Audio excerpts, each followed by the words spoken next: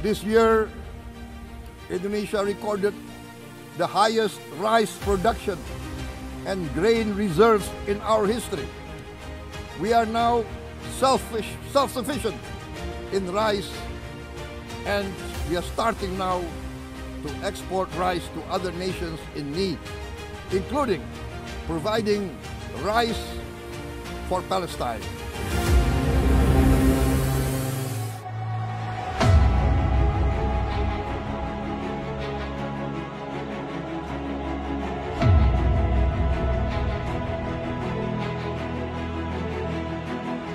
Di awal pemerintahan Presiden Prabowo Subianto dan Wakil Presiden Gibran Rakabuming Raka, arah besar bangsa ini ditegaskan kembali.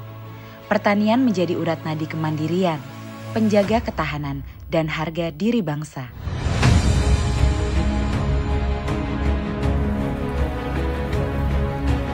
Dari petani, kehidupan bangsa disemai. Dari tanah yang subur dan tangan-tangan yang bekerja, berdiri tegak kedaulatan bangsa. Di pemerintahannya, Presiden Prabowo menjadikan pertanian prioritas, menempatkan swasembada pangan sebagai program esensial, salah satu pilar utama Astacita, karena beliau yakin kekuatan sebuah bangsa tumbuh dari tanahnya sendiri, dari pangan yang ditanam dengan keyakinan dan kerja keras. Sejak awal pemerintahannya, Presiden Prabowo bergerak cepat, menata fondasi kedaulatan pangan Indonesia. Pemerintah mempercepat pembangunan dan rehabilitasi jaringan irigasi, mengalirkan kehidupan hingga ke sawah-sawah terjauh dari Jawa hingga Papua. Para penyuluh pertanian kembali digerakkan menjadi ujung tombak perubahan di lapangan, mendampingi petani, memastikan setiap jengkal lahan produktif, setiap benih tumbuh menjadi harapan baru. Di sisi lain, kebijakan pengadaan dan pengelolaan beras dalam negeri dijalankan, disertai dengan kenaikan harga gabah menjadi Rp6.500 per kilogram. Tak berhenti di situ, tata kelola pupuk bersubsidi disederhanakan, rantai birokrasi yang panjang dipangkas, penyaluran dipercepat, dan kini pupuk tiba tepat dan cepat di tangan petani yang berhak. Ya, semenjak pemerintahan sekarang ini alhamdulillah pupuk itu ibarat kata berlimpah lah. Yang penting kita itu sudah terdaftar di RDKK yang didata sama kelompok tani, nggak ada istilah kekurangan untuk wilayah sini, dan mudah-mudahan sih untuk semuanya, para petani se-Indonesia. Langkah-langkah ini menjadi bukti nyata, pemerintah hadir sepenuhnya. Keringat petani dibalas dengan kesejahteraan, dan pertanian Indonesia melangkah pasti menuju swasembada yang berdaulat. Hasilnya terasa, produksi beras nasional melonjak. Badan Pusat Statistik mencatat, hingga November 2025, produksi beras Indonesia mencapai 33,19 juta ton, meningkat 12,62% dibanding tahun sebelumnya. Bahkan, sepanjang tahun 2025 ini, Indonesia berhasil untuk tidak impor beras medium. Ini bukan sekedar angka, ini adalah bukti kerja bersama. Prediksi lembaga dunia pun terbukti. Food and Agriculture Organization atau FAO memproyeksikan produksi beras Indonesia tahun ini mencapai 35,6 juta ton. Sementara United States Department of Agriculture atau USDA menempatkan Indonesia sebagai salah satu negara dengan peningkatan produksi tertinggi di Asia Tenggara. Capaian ini menegaskan Indonesia mampu untuk kembali berdaulat di tanahnya sendiri. Di desa, wajah-wajah petani kini tersenyum. Harga gabah naik ke titik tertinggi sepanjang sejarah. Pendapatan meningkat, kehidupan membaik, dan semangat menanam kembali tumbuh.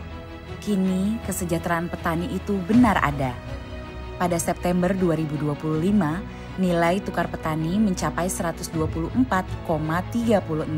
Dengan adanya pemerintah menyetandarkan harga gabah, alhamdulillah untuk musim tanam sekarang, kami sebagai petani merasa berterima kasih banget kepada pemerintah, terutama dari Kementerian Pertanian dengan harga 6.500. Dengan naiknya harga gabah, kami sebagai petani merasa diuntungkan dan hasil kami juga sesuai dengan apa yang telah kami kerjakan selama 4 bulan, Pak.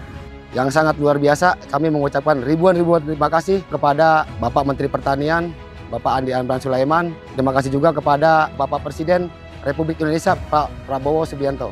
Pemerintah berhasil menjaga keseimbangan. Petani tidak merugi. Rakyat tetap nyaman, tak ada lagi ruang bagi mafia pangan. Negara hadir menegakkan keadilan bagi mereka yang selama ini bekerja untuk bangsa. Setiap butir padi kini menjadi simbol keringat yang dihargai dan perjuangan yang dihormati. Kerja keras itu semakin nyata.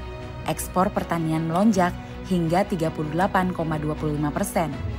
Produk-produk Indonesia kini tak hanya memenuhi kebutuhan dalam negeri, tapi juga menembus pasar dunia.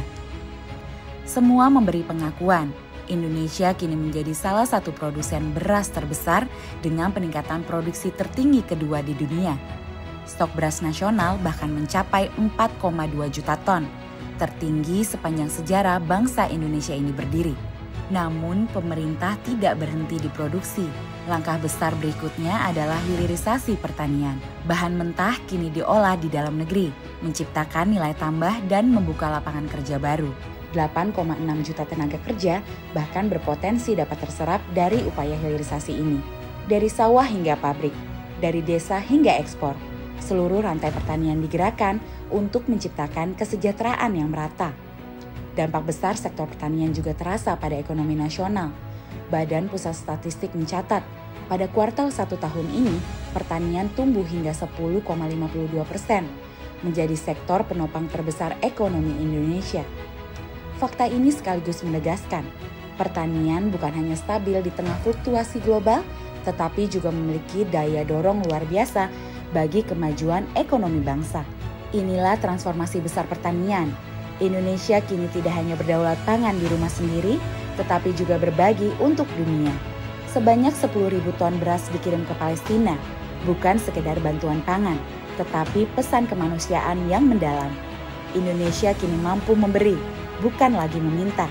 Dunia menyaksikan Indonesia berdiri tegak di tengah krisis pangan global. 1 tahun kepemimpinan Presiden Prabowo Subianto dan Wakil Presiden Gibran Rakabuming Raka telah mengubah wajah pertanian Indonesia. Dari sawah tumbuh harapan baru.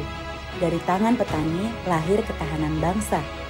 Dari kebijakan yang berpihak hadir kesejahteraan nyata. Pertanian Indonesia kini berdampak untuk petani, untuk Indonesia, untuk dunia.